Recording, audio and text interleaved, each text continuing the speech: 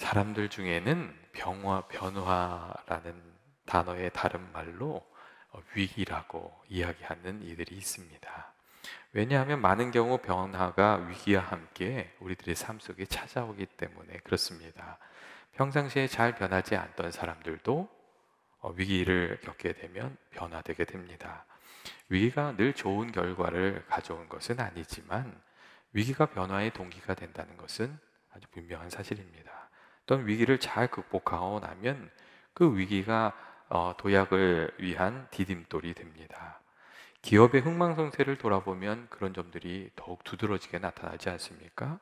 위기가 없을 때에는 1등하는 기업이 늘 1등하고 2등하는 기업은 늘 2등하고 꼭 그럴 것만 같습니다. 하지만 어느 순간 위기의 바람이 불고 나면 그 순위가 여지없이 깨어지는 것을 우리가 알 수가 있습니다. 재계의 10대 기업, 그런 명칭들이 있죠. 근데 그것을 30년 이상 이어가는 경우가 그렇게 많지 않습니다. 미국에도 그런 경우가 많이 있지 않습니까? 절대 흔들리지 않을 것 같은 제네럴 일렉트릭 같은 회사, 보잉, 그리고 코다카 같은 기업들이 위기가 만들어내는 변화 때문에 정말 너무나도 크게 바뀌는 것을 우리가 쉽게 발견할 수 있습니다. 그리고 교회도 마찬가지입니다. 한 시대 동안 리더십을 발휘했던 교회들이 끝까지 리더십을 발휘하지 못하고 또 그 힘을 잃어버리는 경우도 많이 있고, 또 교인들이 또 절치부심해서 다시 그 힘을 회복하는 경우도 적지 않게 있습니다. 그리고 개인의 삶도 여러분 마찬가지입니다. 위기를 겪으면서 변화하게 되고 변화를 통해서 또 성장해 가는 경우가 많습니다. 인생의 전반기에는 육체의 그 변화와 함께 성장하는 것이 중요한 내용이고, 인생의 후반기에는 확실히 내면의 변화를 통해서 높은 인격의 사람으로 성장해 가는 것이 그 인생의 중요한 과제가 됩니다. 어려움이 찾아올 때마다 그 책임을 다른 사람에게 돌리면 마음은 편해질지 모르지만 내적인 성장은 이루지 못합니다. 어려움이 찾아올 때마다 나의 부족함을 발견하고 변화를 추구해 갈 때 인생의 지혜를 얻게 되고 또 내적인 성장도 이루게 됩니다. 여러분, 혹시 우리 삶 속에 찾아온 속상한 일이 있으십니까? 그때는 나를 돌아보는 겁니다.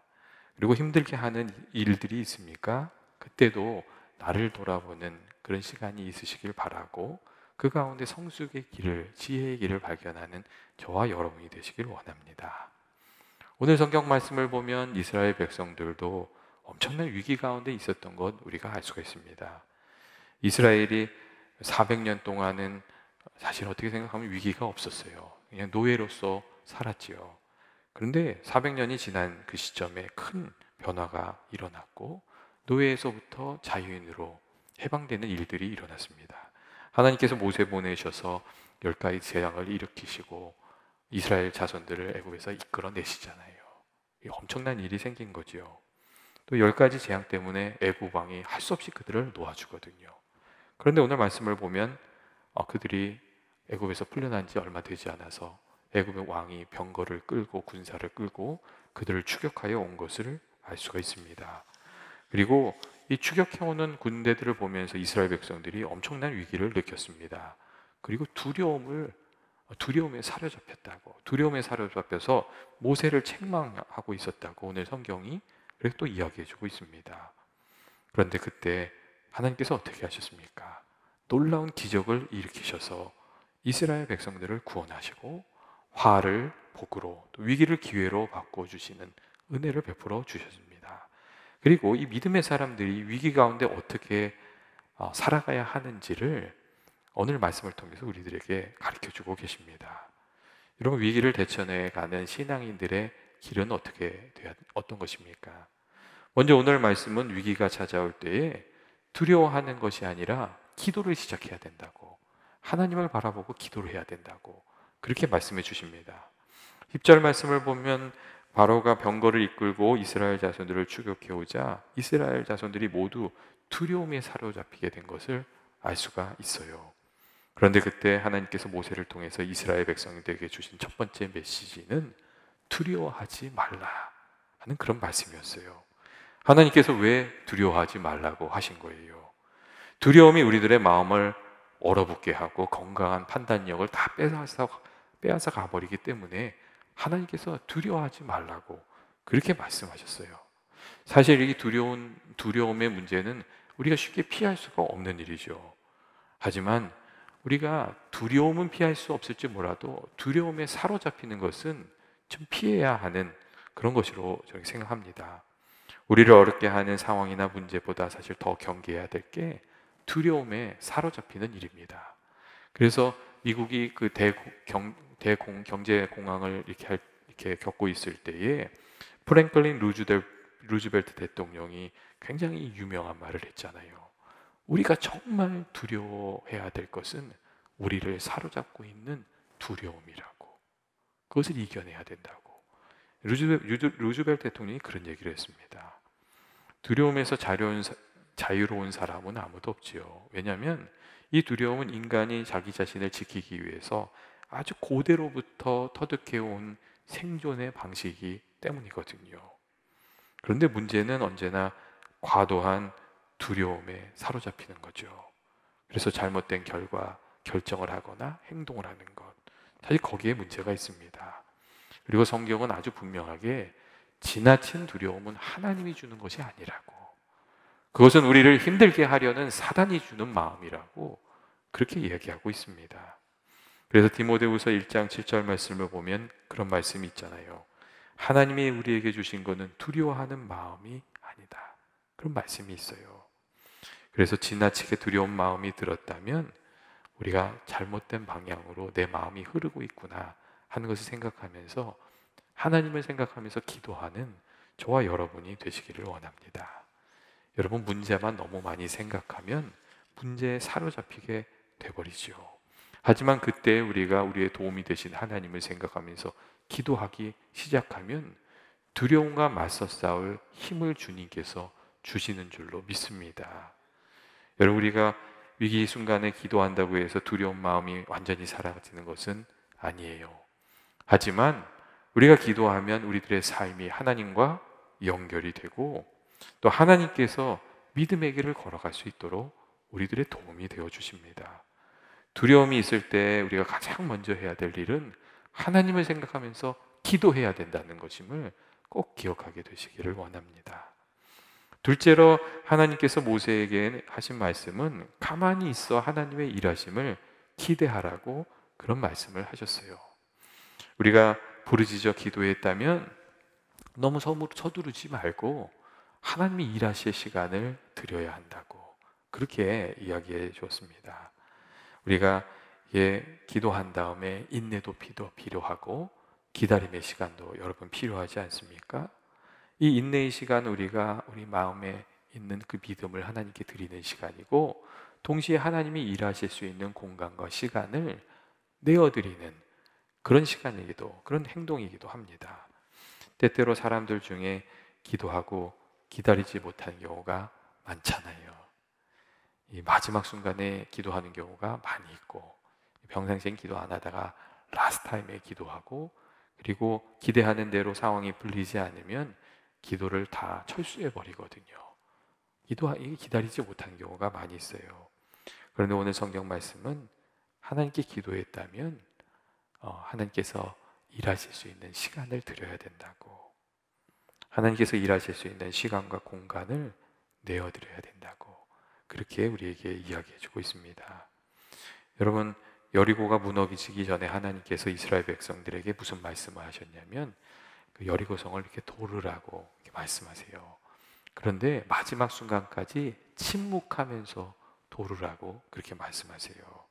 그리고 마지막에 소리를 지를 때에 하나님께서 그 여리고성을 무너뜨리는 놀라운 기적을 보게 하시죠. 거기에 이유를 물을 수가 없어요. 그냥 침묵하면서 순종하는 거예요. 그리고 하나님의 역사심을 보게 하는 거거든요. 때때로 우리가 너무 서두르기 때문에 하나님께서 일하실 기회를 갖지 못하는 경우도 있습니다. 예전에 어떤 분이 그런 얘기하는 거 제가 들은 적이 있어요. 해변이나 이 수영장에서 일하는 그 구조대원들이 있잖아요. 근데 그분들이 제일 구하기 어려운 사람이 어떤 사람이냐면 사정없이 허우적거리는 사람이에요. 그러면 그 사람한테는 가까이 갈 수가 없대요.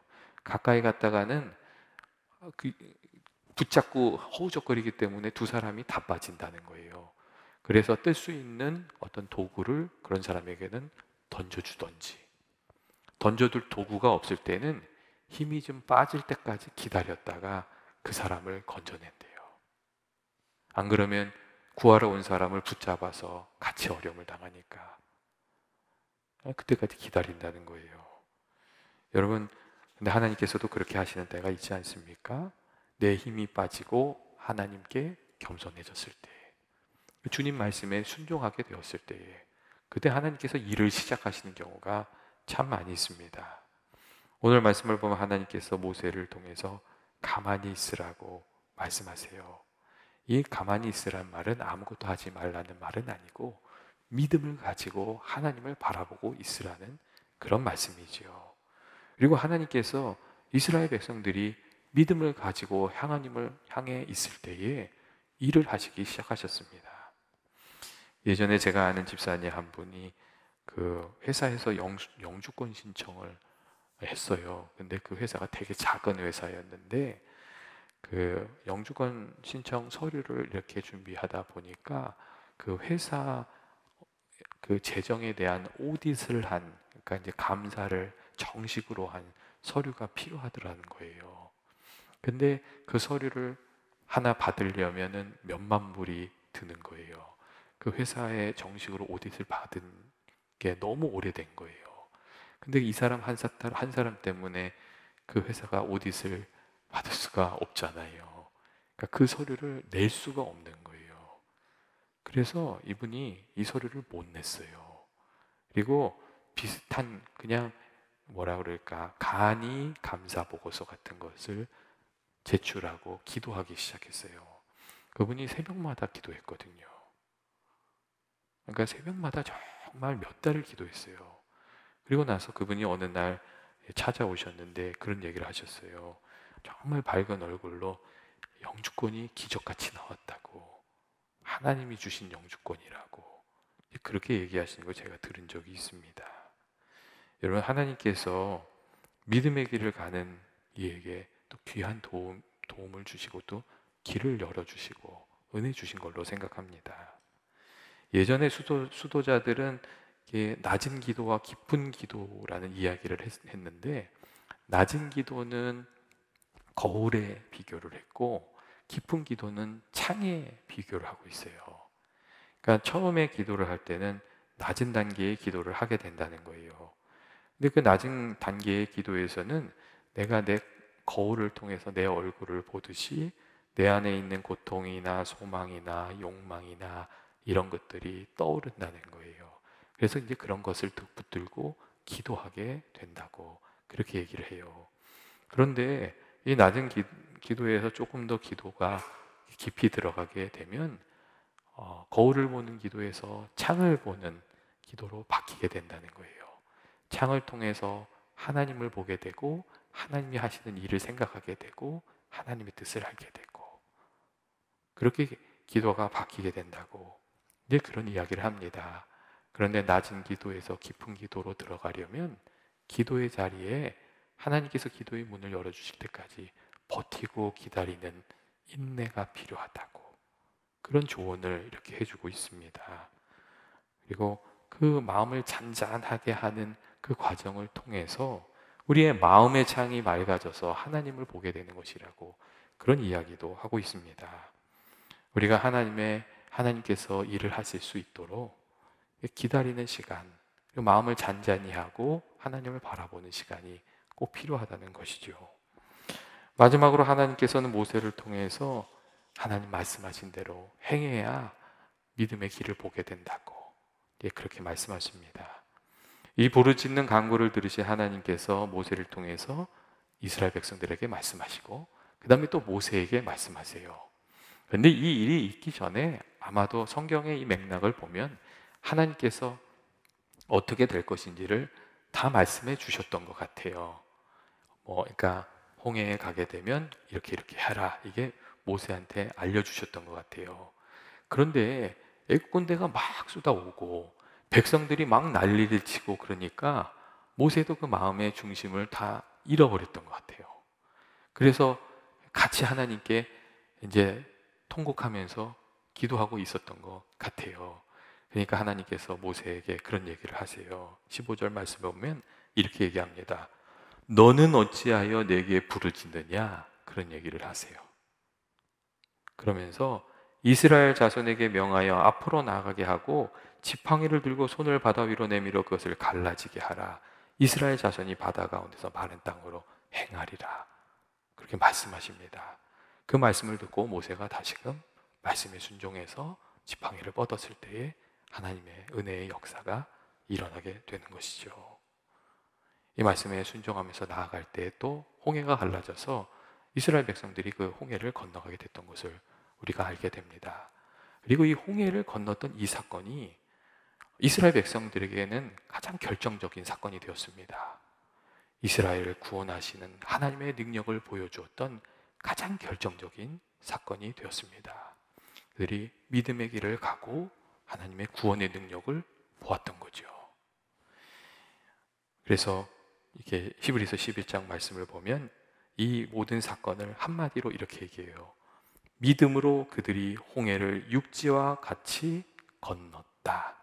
이렇게 얘기해 주고 있습니다. 우리가 잘 아는 원자력 전문가이며 신실한 크리스찬인 정근모 박사님이 있지 않습니까?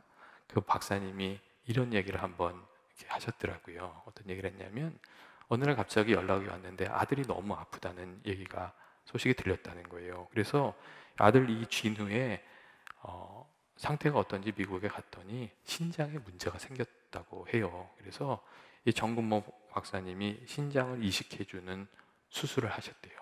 아들에게 자기 신장을 준 거죠. 근데 수술이 잘 되지 않았어요.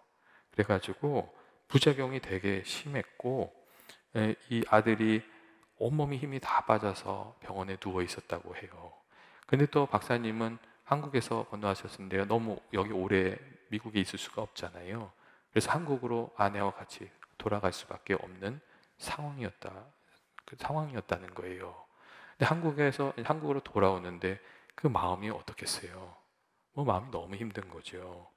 그리고 또 다시 미국으로 갈 수도 없고. 그래서 그때부터 아내하고 둘이서 앉아가지고 시간을 내서 성경을 읽고 찬송을 부르면서 기도하기 시작을 했대요. 아들은 미국에서 어려운데 기도하고 찬송을 하고 있는 거예요. 그러니까 주변의 사람들이 답답한 사람들이라고 그렇게 생각하고 또 이야기도 하고 그랬다는 거죠. 그리고 그 마음속에 그런 생각이 들더랍니다. 첨단 과학을 연구하는 자신이 아들의 입원 소식을 듣고 할 수 있는 일이 성경을 읽고 기도하는 일밖에 없구나. 그런 마음이 들었대요. 그리고 그 마음을 가지고 또 기도한 거예요. 그런데 어느 날인가 기도와 말씀을 읽으면서 예배하는데 마음속에 그렇게 깊은 평안이 찾아오더래요. 신기하게도 평안이 찾아오더라는 거예요. 그리고 며칠 후에 하나님께서 도와주셔서 그 아들 진우의 그 아팠던 것이 정상으로 수치가 돌아왔대요. 그래서 그분이 그 순간에 부활이시며 생명 되신 하나님의 은혜를 깊이 체험하게 되었다고 이렇게 하신 이야기가 있습니다. 정금호 목사님이 나중에 이런 얘기를 하셨어요. 하나님의 섭리는 너무 크고 또 오묘해서 우리가 다 볼 수도 없고 들을 수도 없고 이해할 수도 없는 것이라고. 하지만 우리가 인생의 막다른 길에서 믿음의 길을 가면 하나님께서 길을 열어주시는 것이라고 그런 이야기를 했습니다. 홍일권 씨의 희망 플러스란 책에 바이올라 웰던에 이런 말이 있습니다. 만일 홍해가 당신 앞을 가로막고 있고 왼쪽에는 산이고 오른쪽에 광해가 있다면 그리고 뒤에서 애국 군인들이 말을 타고 쫓아온다면 하나님께 찬송하기 시작하십시오. 왜냐하면 그때가 하나님께서 일하시기 가장 안성맞춤인 상황이기 때문입니다. 우리가 하나님을 바라고 기도하면 하나님이 일하십니다. 승패는 하나님의 손에 달려있고 하나님의 인도하심에 달려 있습니다. 이렇게 이야기하고 있습니다. 여러분 정말 그렇지 않습니까? 우리가 무슨 일이 있으면 하나님이 일하실 수 있도록 우리가 하나님께 기대를 두고 기도하게 되기를 원합니다. 역대하 20장 15절 말씀을 보면 이 큰 무리로 인하여 두려워하거나 놀라지 말라. 그렇게 돼 있어요. 이 큰 무리가 대적을 말하는 것이겠죠. 하지만 우리들의 삶 속에는 이 큰 무리가 우리들을 힘들게 하는 일들일 수 있잖아요.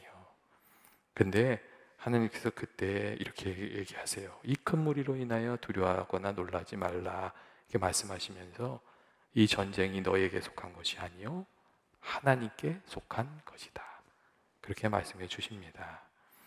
여러분, 하나님께서 정말 기도하고 끈질기게 나아가면 도와주시지 않습니까? 우리가 이 믿음을 가지고 기도하면서 살아가는 믿음의 사람 되기를 주의 이름으로 축원드립니다. 같이 기도하겠습니다. 사랑이 많으신 하나님 아버지, 오늘도 저희들 이렇게 기도의 자리에 나왔습니다. 아버지, 이 시간 저희들이 기도할 때에 주님께서 저희들의 간절한 기도를 기억하여 주시고 역사하여 주셔서 아버지, 저희가 주님께 늘 찬송으로 또 하나님께 영광 돌리며 믿음 생활해 갈 수 있도록 주님 저희들을 도와주옵소서. 예수님의 이름으로 기도합니다. 아멘. 이 시간 우리가 주가 일하시네 한번 같이 부르고 같이 기도하도록 하겠습니다.